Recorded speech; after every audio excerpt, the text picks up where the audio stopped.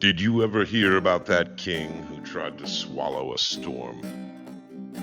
You know, far beyond the border where maps forget their manners, stood a kingdom built on thunder. Clouds curled low above its towers.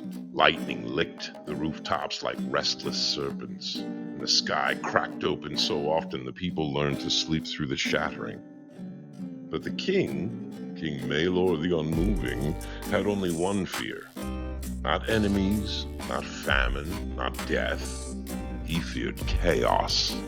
He feared anything that refused to bow to his will. So he declared a decree, as brittle as pride and twice as foolish. On the seventh sunrise, I will swallow the storm so that nothing wild remains.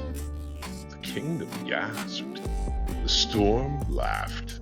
But Maelor prepared. He climbed the highest peak with an iron goblet etched with sigils that had never tasted success.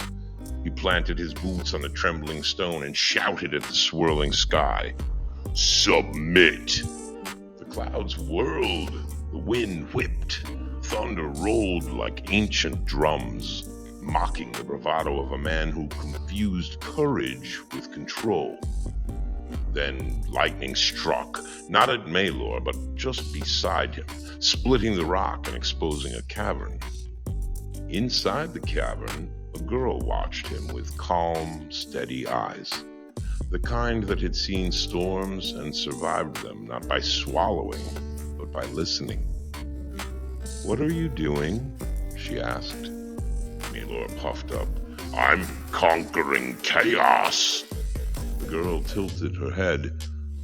"You're trying to cage the sky with a cup the size of your fear." Maelor snarled. "You know nothing of ruling."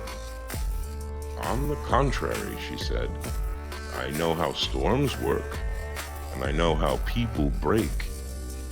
Maelor rolled his eyes and raised the goblet toward the heavens. "Storm!" he roared. "Get in!" The storm obliged, not how he wanted. It surged, it screamed, it slammed down a roaring cyclone that hit the goblet, the king, the mountain, with the blunt force of a truth long denied. Chaos cannot be conquered, only carried, only channeled, only partly understood. The goblet shattered as Maelor fell and the mountain shook. The girl reached him as rain began to fall in fierce, unforgiving sheets. "Why did you try to swallow a storm?" she asked.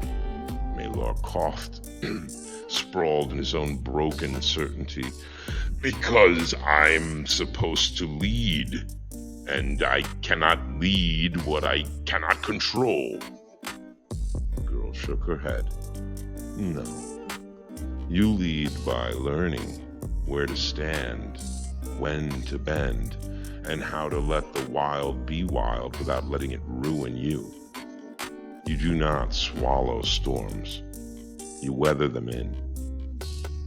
Maelor stared at her as the storm calmed, not conquered, but now respected.